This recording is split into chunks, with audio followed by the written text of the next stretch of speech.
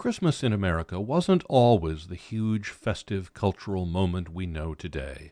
The Puritans made the celebration of Christmas illegal. They thought such demonstrations were sacrilegious.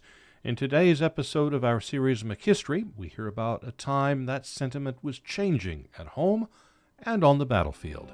Here is Civil War Christmas. Headquarters, Camp Alpine, Hancock Station, Virginia, December 25th, 1861. That was a rather somber December 25th, 1861, as the North buckled down for what people were realizing would be a much longer conflict than they had anticipated. I'm Russell Francois, McLean County Museum of History board member. This is Bill Kemp, librarian, McLean County Museum of History. We're on the sacred soil of Virginia, opposite Hancock, Maryland, comfortably quartered in a very fine home of a secesh house. The man, our prisoner. He has many fine things of which we make free use.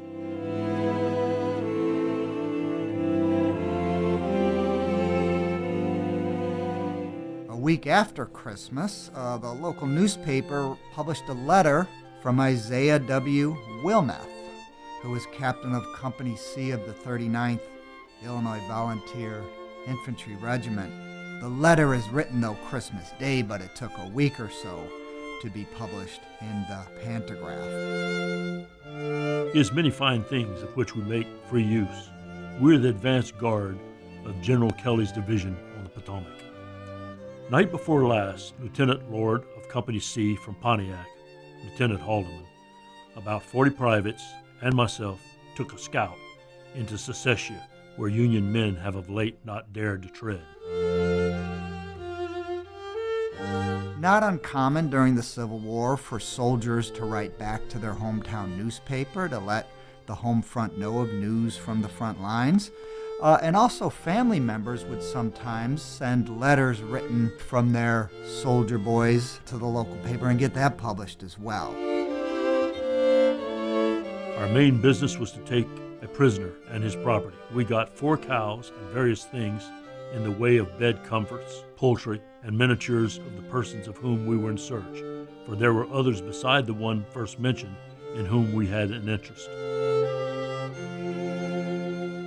The 39th certainly slogged its way through some ugly and bloody action and campaigns in the Eastern Theater, the Battle of Winchester and the Siege of Petersburg, all the way to the Appomattox Campaign.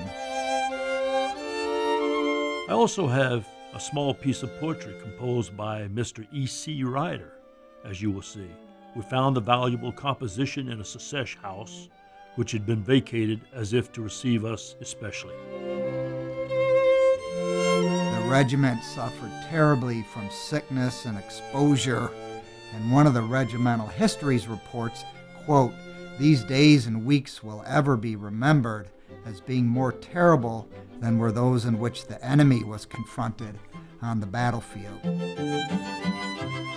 We walked about 30 miles. The ground was covered with sleet, and we were all played out in the morning about 6 o'clock on our return.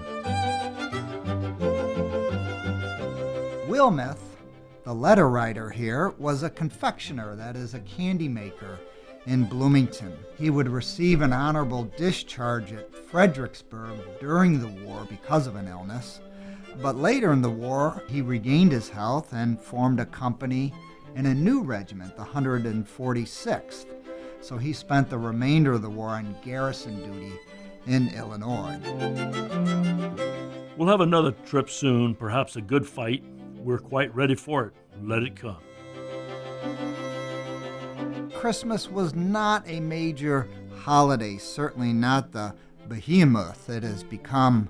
So there was an interest in Santa Claus. There was some shopping, but there was not an emphasis that we certainly see today. We're armed with many muskets, new ones, good for 1,000 yards. Some of the events that took place: the Volunteer Prairie Bird Engine Company number 1, that would be the forerunner to what we know today as the Bloomington Fire Department staged their annual ball on Christmas Eve as they were wont to do. Captain Gray of Pontiac and Lieutenant Sellers of my company have gone out tonight with 50 men about 5 miles to take care of 2 companies of Secesh Cavalry, who are said to be in the neighborhood of a watering place of the Baltimore and Ohio Railroad.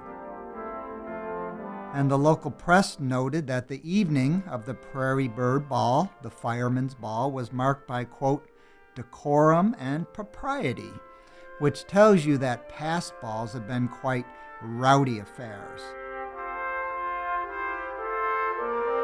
We've double-quicked to 2 different places to meet 4,000 of the FFVs, but they failed to come to time for reasons to me unknown. Maxwell and Rydell Huber, that was a book and stationery store on the west side of the courthouse square, had an advertisement in the local press that read, "Look out for Santa Claus." So the fact that Santa Claus is being used in 1861 tells us that traditions are being established. This being Christmas night, we're having a small feast of good things, such as we could find on this rock-bound shore, where we have to take 2 looks to see the tops of the mountains. Just as today, back in 1861, there were plenty of examples in our community of poverty and hunger.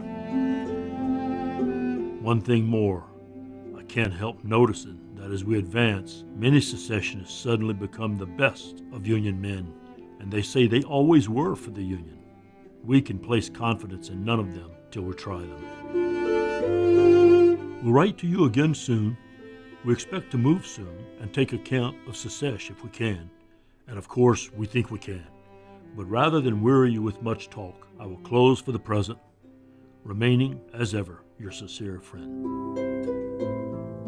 The local press noted particularly the plight of one mother and her 6 children, their father having volunteered for military service. Quote, the mother is sick and the family in want of most everything. A little aid would be an act of mercy.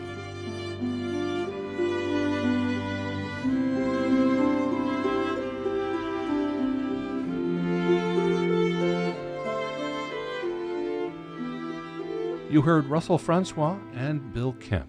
McHistory is a co-production of WGLT and the McLean County Museum of History. Charlie Schlenker produced this episode.